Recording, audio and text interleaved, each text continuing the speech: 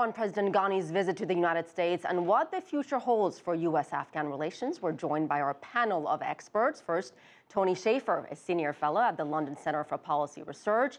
And with us also is Michael Kugelman from the Wilson Center. He's a senior program associate for South and Southeast Asia. Gentlemen, welcome to the program. Thank you. Thank you. Michael, let me begin with you. Nearly 10,000 U.S. troops will remain in Afghanistan throughout 2015. Is this a good idea, bad idea? At the end of the day, will it truly make a difference? Well, yes, I think they can make a difference by being there to provide training and advising to Afghan security forces, and above all, providing a psychological boost to Afghan security forces. Let's not make a mistake here. 10,000 troops is not going to stabilize Afghanistan. 100,000 U.S. troops was not able to stabilize Afghanistan. So I think we need to keep our expectations low and just see that these troops are above all meant to provide a psychological boost to Afghan forces who really were terrified at one point that we were going to go to the so-called zero option. We did not, and I think that's good.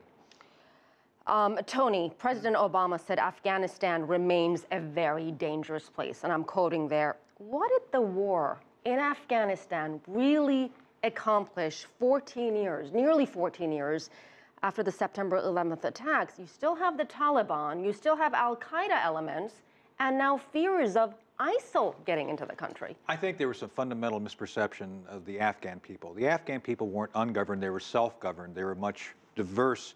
They did not have a central governance that they signed up to and were loyal to. So I think that was our first mistake. Our job should have been what it was when we went in 2001, 2002, anti-terrorism. And I think finally we're back to that mission, focusing on anti-terrorism missions, about 10,000 troops on 3 basic missions, as you mentioned: training, advising, logistical support, aviation support, and special operations activities that we do on our own. I think this is the right level. So I think we have to accept the water's kind of gone to the level it should be. What we have to make sure is that there's governed space of some sort. Ungoverned space is a magnet to organizations like ISIS. So I think— You mean a power vacuum, that there shouldn't be a power vacuum. Exactly.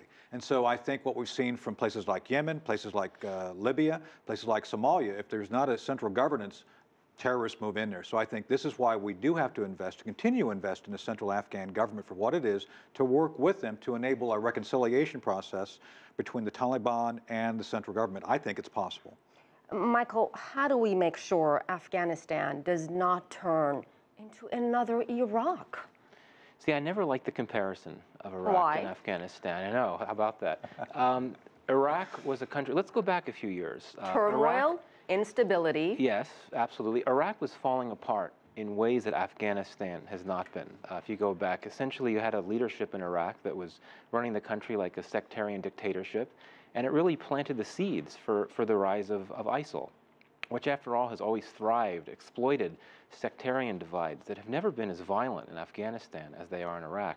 And also, let's not forget that we went to the zero option right away in Afghanistan and Iraq. We pulled all of our troops out. We, of course, did not do that in Afghanistan.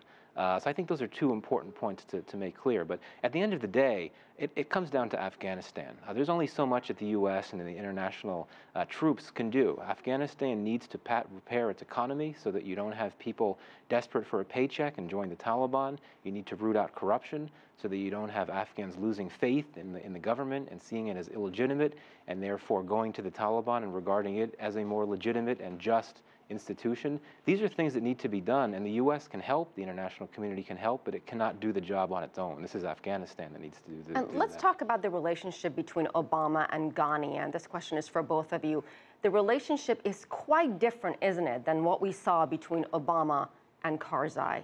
Tony, first to you. Well, let's be honest here. President Karzai was all over the map. I mean, if you really kind of pushed that cover back a little bit, you would have seen he was kind of dealing with everybody, from the Iranians to the Pakistanis. He was essentially out for himself, and I think that's something that hurt the country very badly. And what hurt us badly is that the American military became seen as his Praetorian Guard, basically supporting Karzai, not supporting the Afghan people. A dangerous precedent to set. When I was there in '03, it was very clear the Afghan people loved what we were doing because we'd pushed the Taliban out and re-established some level of order. There was chaos under the previous administration, so I think President Ghani has done a good job of bringing some level of stability and I think sanity to the office, if you will. Michael. But Tony is right. But let's remember, back in 2001, Hamid Karzai was a hero in Washington. George W. Bush referred to him as a hero. Several former U.S. presidents attended his inauguration, and that, of course, didn't turn out very well. So I think for now, absolutely, Ghani and Obama have chemistry. They're in touch all the time by video conference and phone, whereas Obama and Karzai basically didn't talk at all. They got into shouting matches. So I think, yes, things look good. I think that the U.S. does have someone it can do business with in Afghanistan, but again, things could change. Things could always change. And of course, Afghanistan had a controversial, hotly contested election. Ghani getting into this little spat with Abdullah. They finally agreed to form a government together. But 6 months later, gentlemen, this cabinet has not been fully formed. Does that concern you guys? Well, anytime you have governance at this level, and I think Abdullah had a lot of power that he's still trying to consolidate within the current government. I think it's better that they have picked a leader. They're moving forward.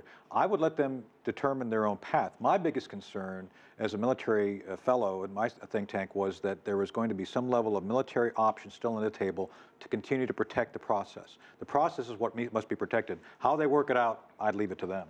Final word, Michael? I mean, if you don't have a full cabinet, you're not going to be able to implement policies, and you're not going to be able to deal with challenges, no matter how large or how small. And I think that's a concern. And for all this talk about a national unity government, apparently Abdullah and Ghani simply don't talk to each other. I heard that Ghani That's is in great touch. For unity. Right. I've heard that Ghani talks more with John Campbell, the top U.S. Military official in Afghanistan, than he does with Abdullah. Not a good sign. Gentlemen, thank you so much. Michael Kugelman, Tony Shaffer, we really appreciate you being with us. Thank you. Thank you.